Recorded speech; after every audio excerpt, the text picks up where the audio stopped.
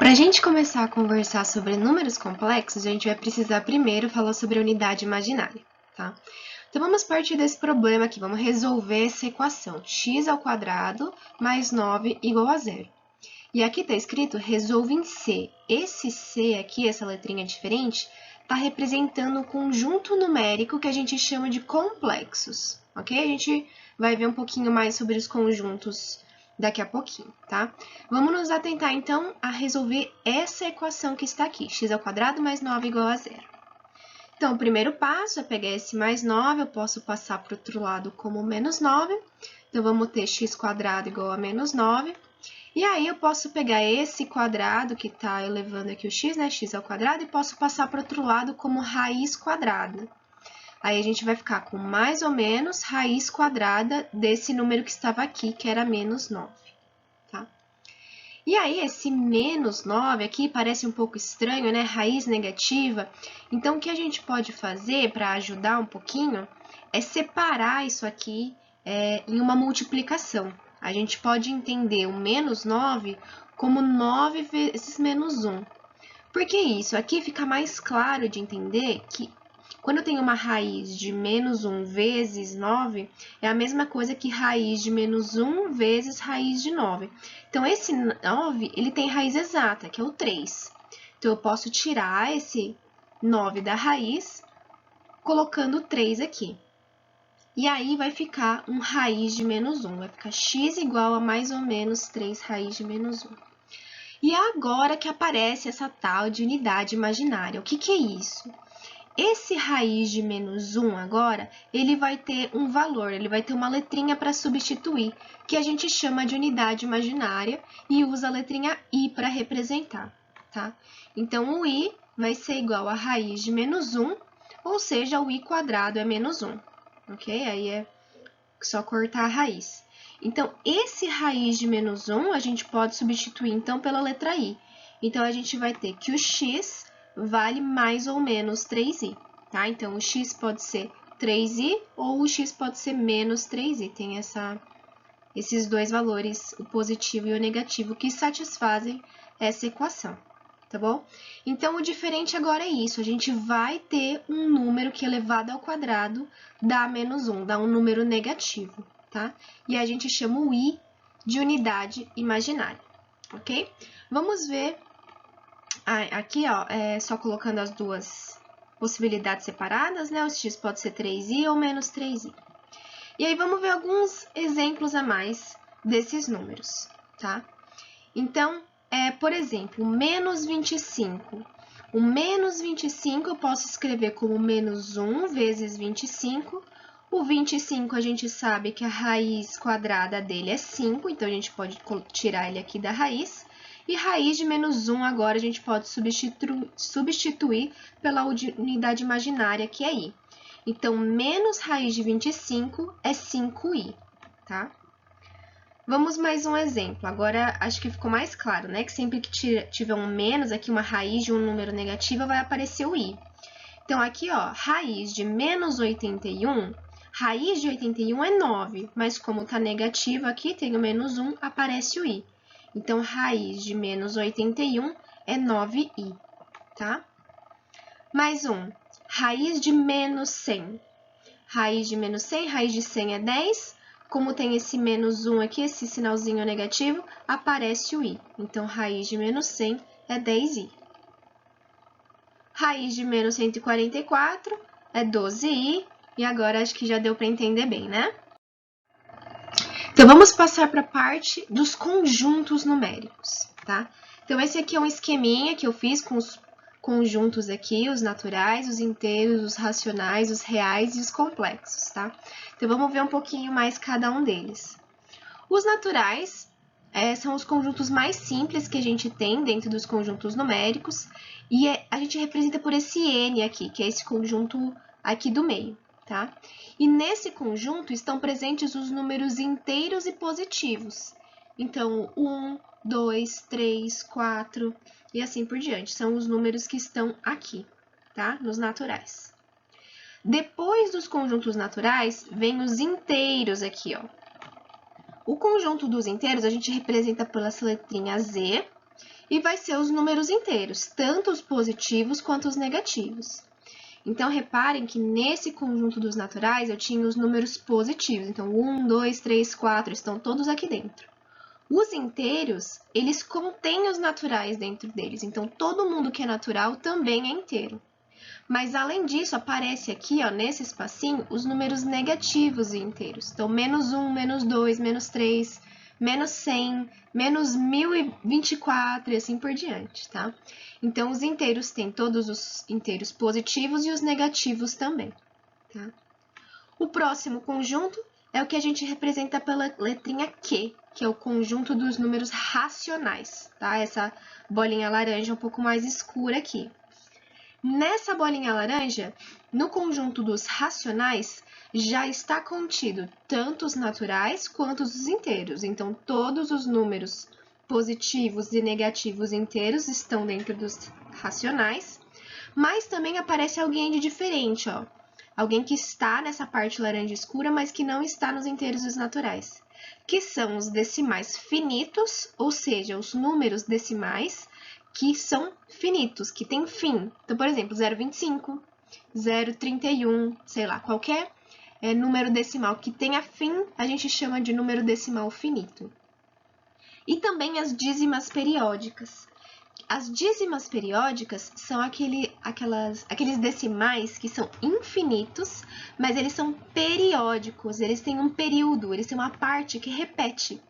Então, 0,33333, quando eu tenho uma parte que repete infinitamente, a gente chama de dízima periódica, e esse tipo de número está aqui dentro dos números racionais, certo? O próximo é o R, que é o conjunto dos números reais, tá?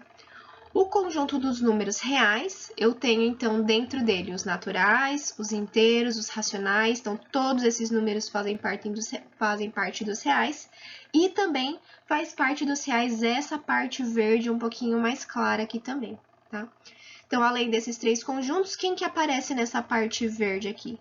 São os irracionais, que são os decimais infinitos e não são periódicos. Por exemplo, o π. O π é um decimal infinito e ele não tem um período que se repete. Então, ele é um número irracional, tá bom? Um número irracional seria só um número que está aqui nessa parte verde, ó, que faz parte do real, mas não faz parte do racional nem do inteiro do natural, tá? Quando eu falo do conjunto dos reais, eu estou somando os irracionais, que é esse verdinho aqui, com todos esses conjuntos anteriores que estão contidos nos reais, ok? E normalmente a gente para aqui, né, no conjunto dos reais.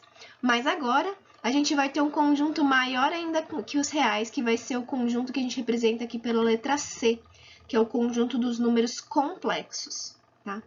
O conjunto dos números complexos vai ser, então, todos esses números que a gente já viu, todos os números reais, que tá aqui, ó, números reais, mais quem? Quem que tá nessa parte escura aqui? Vai ser os números imaginários, ok? Então, eu tenho uma junção aqui dos números reais com o conjunto aqui dos números imaginários, formando o conjunto dos números complexos.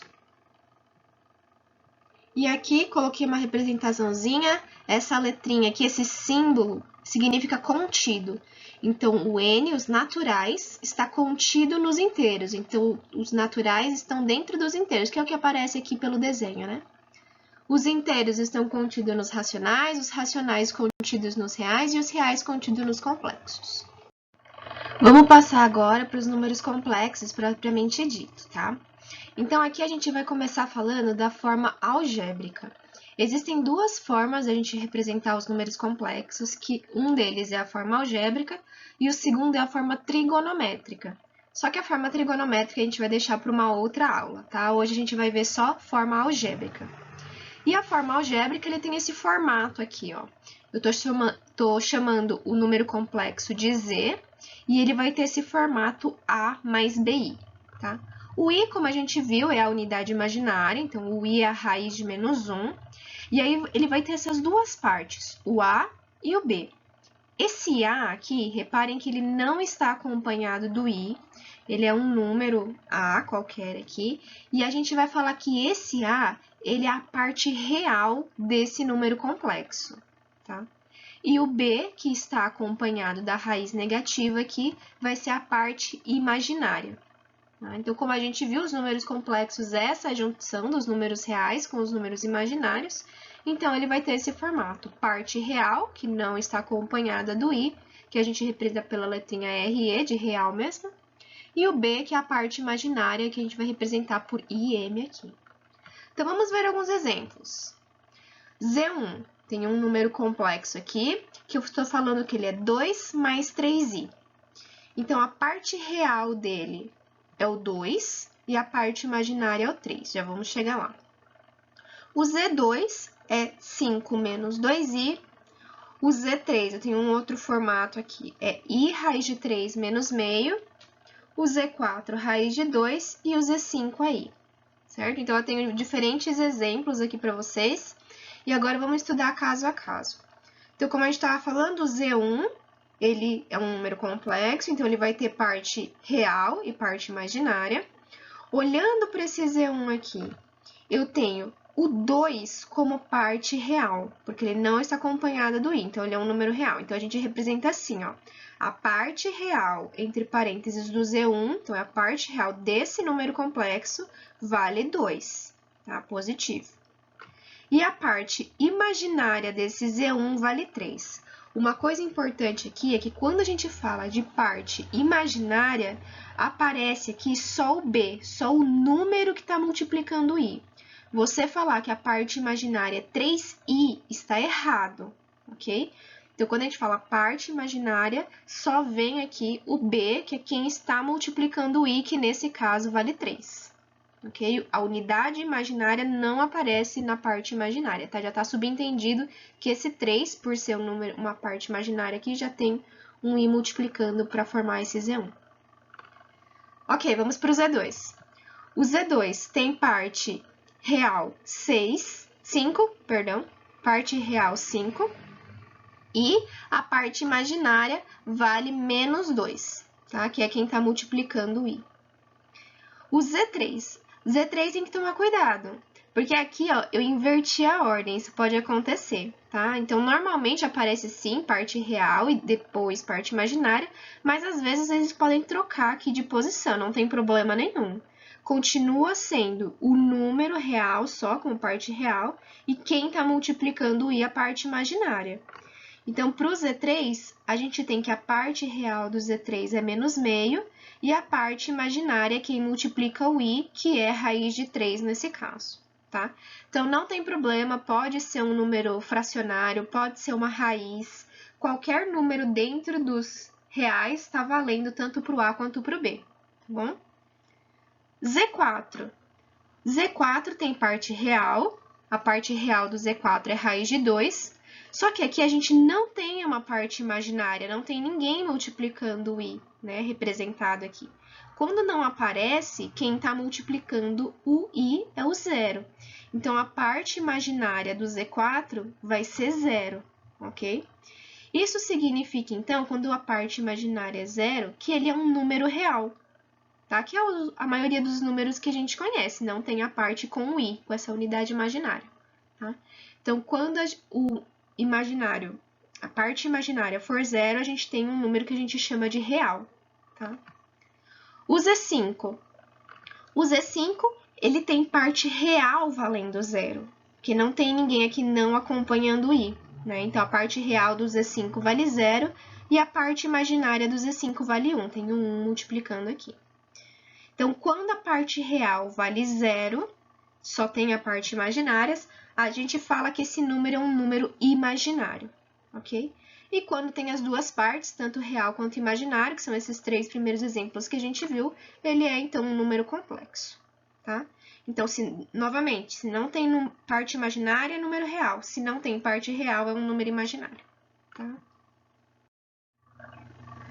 Ok, então vamos ver agora a representação geométrica desses 5 exemplos que a gente viu, tá? Então, o Z1 aqui, a gente viu esse exemplo, que era 2 mais 3i. E a gente pode representar esse número complexo nesse plano de Argand-Gauss, tá? A gente chama esse plano de Argand-Gauss quando a gente está representando aqui o eixo x, o eixo das abscissas, como a parte real de um número imaginário qualquer chamado de z. E o y, aqui a nossa ordenada, está representando a parte imaginária desse número complexo z, tá? Ok, então vamos lá. Z1, como a gente viu, tem parte real 2, parte imaginária i. Então, ele vai ter parte real valendo 2 e parte imaginária aqui no y valendo 3. Então, esse Z1 ele pode ser representado pelo ponto 2, 3. Novamente, aqui é a parte real do número complexo e aqui a parte imaginária do número complexo. Então, eu posso desenhar esse Z1 e ele seria esse ponto aqui, ó, o ponto 2, 3, dentro desse plano, tá? Depois, o Z2, parte imaginária 5, parte real 5 e parte imaginária menos 2. Então, ele vai ser o ponto 5 menos 2. Então, ele vai ser o ponto 5 menos 2, vai 5 aqui, menos 2 aqui. Então, esse daqui é o ponto do Z2, tá? O Z3, aqui cuidado que lembra que está invertido, né? A parte real é menos meio e a parte imaginária que está acompanhando o i é raiz de 3. Raiz de 3 é um pouquinho maior do que 1, né? 1,7 mais ou menos.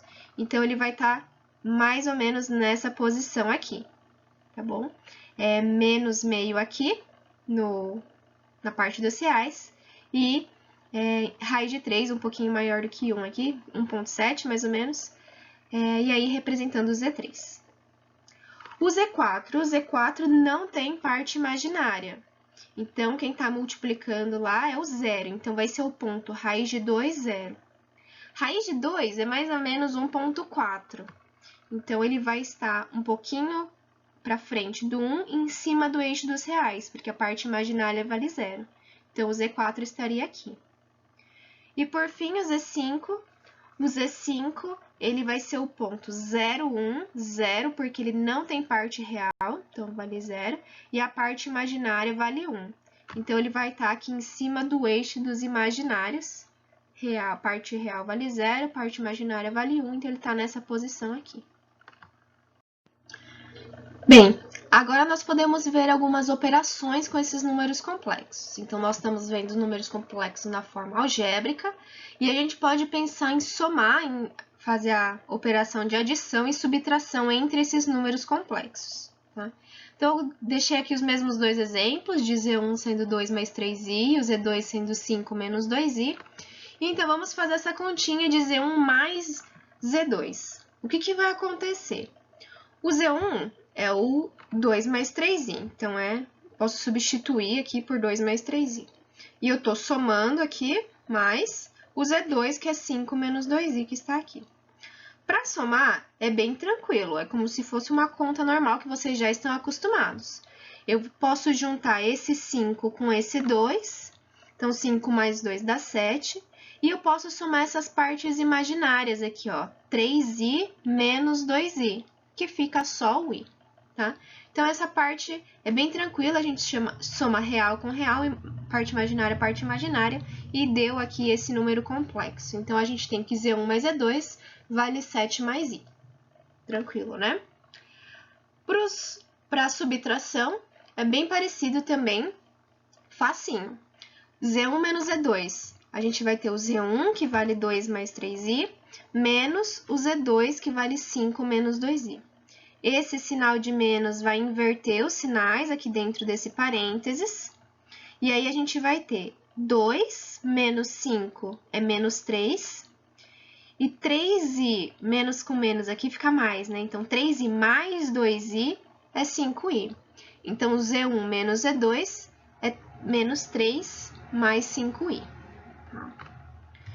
E aqui, só invertendo, se a gente fizer Z2 menos Z1, a gente vai ter 5 menos 2i, menos 2 mais 3i, e aí esse sinal de menos vai inverter os sinais dessas partes aqui do Z1. Então, vai ficar menos 2 e menos 3i, né? E aí vai ficar 5 menos 2, que vai dar 3, positivo, e menos 2i menos 3i aqui, porque inverteu o sinal, é menos 5i, tá? Então, adição e subtração são tranquilos. Se a gente tem em qualquer número complexo a mais bi somado com outro número complexo c mais di, eu vou então somar as partes reais, a e c, e somar as partes imaginárias d, b e d aqui, tá? Se for subtração, se eu tiver um a mais bi menos c mais di, perdão, eu vou, então, subtrair a parte real deles, né, A menos C aqui, e a parte imaginária, B menos D, ok? Então, para a aula de hoje era isso, espero que tenham gostado desse conteúdo. A gente continua ele na semana que vem. Bons estudos!